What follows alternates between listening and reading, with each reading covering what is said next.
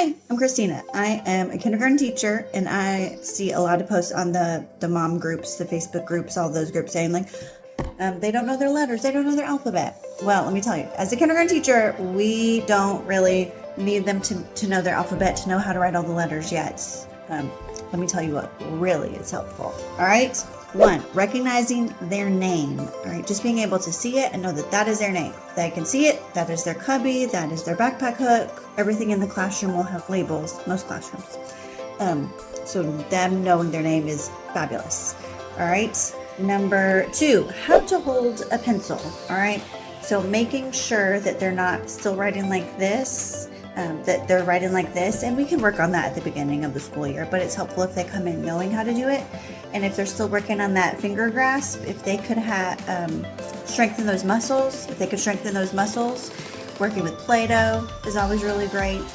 Other things like the kinetic sand can help them with their Play-Doh, the little tiny like toys that they can get into, or the beads that get everywhere that are really annoying. All right, picking those up to get that pencil grasp, to get it so that they can get that going. And then scissors, also scissors. All right, because we still have students going like this. It's hard. As a teacher, it's hard. Okay. So what I do as a parent and as a teacher is I just take a sheet of paper, cut it up into strips.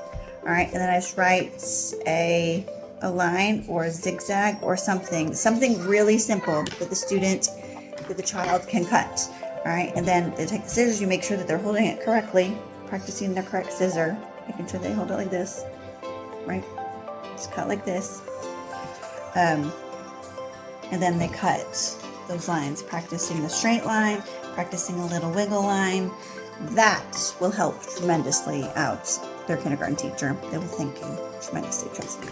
How to open their lunchbox and their backpack. All right, the first time that they see their lunchbox and their backpack, hopefully is not on the first day of school. If you can, before you get to school, make sure that they practice unzipping their backpack, zipping it back up, putting stuff in, and the same goes for their lunchbox. All right, so like at the lunchroom, people will tell you that this is super helpful. They don't have time to unzip every single lunchbox. So if your child can open it, even better. All right, open it up now. Now here's the tricky part. All right. Well, no matter what you choose for them to eat out of, make sure that they know how to open it. All right. Our goal is to help out the cafeteria staff so that they don't have to open hundreds of these or other lunch containers. All right.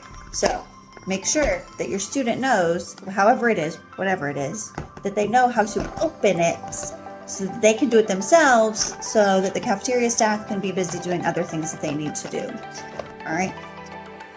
All right, the same goes for snack bags. Your child should know how to open the bags before they get there. All right, so in the classroom, if a student comes to me and says, I don't know how to open this, I tell them use your scissors. So if your student knows how to open these, show them the little clear section of the bag, or show them how to open this. If you do it like this way, just make sure that they know how to do it slowly so that things don't go flying everywhere and you end up picking up, a whole container of chips or chocolate bears or whatever it is that you send them. That's super helpful. All right, and then one other thing, and this is to keep the line moving at the end of the day and at the beginning of the day for school. All right, make sure your student knows how to unbuckle their seatbelt and then rebuckle it. All right, the drop-off line and the pickup line, as you know, if you're sitting in it, you don't want to sit there while someone else is buckling their child in while you're waiting your turn to go through the line. They need to unbuckle and get out, close the door, get in the building. All right, and then we do have staff for most schools have staff that'll help them get in the building. But if they can unbuckle themselves, get out themselves, shut the door, wave goodbye, blow you a kiss, and then get into the building so you can go on your way to work or wherever you need to go. All right, those are just a few tips that will help the kindergarten teacher's life, the school staff's life, your life, because your student will be more independent. I know it's very tempting to want to do everything for your child, because I do it too, and I know better, but they need to know how to do it. They need to know how to open their lunch. They need to know how to open their backpacks. They need to know how to do what they can do for themselves, because I promise you they can do it. Bye.